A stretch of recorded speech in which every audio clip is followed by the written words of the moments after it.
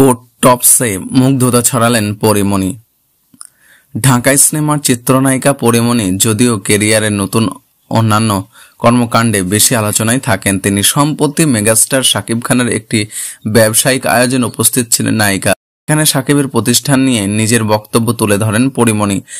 শনিবার ঢাকার একটি হোটেলে স্কিন কেয়ার ব্র্যান্ড রিমার্কের আপনজন এর লোগো উন্মোচন করেন শাকিব। সেখান থেকে ফিরেই এদিন রাতে সামাজিক মাধ্যমে কিছু ছবি শেয়ার করেন পরীমণি। ছবিগুলোর পোস্টে ট্যাগ করা হয় শাকিব খানের 3টি প্রতিষ্ঠানের নাম। ছবিতে দেখা যায় চুল বেঁধে ইটার্নিং বেশভূষায় বেশ অনন্য লুকে ধরা দিয়েছেন পরীমণি।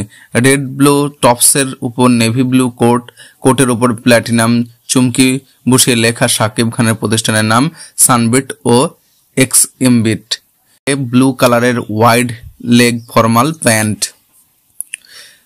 আবার রেড টপস থেকে উপরের কোটটি আংশিক সরিয়ে নিজেকে কিছুটা খোলামেলা ক্যামেরাবন্দি করেন পরীমণি। সঙ্গে তার আবেদনময়ী চাহেনি যারা ভক্তদের মনে ঝড় তুলে দেয়।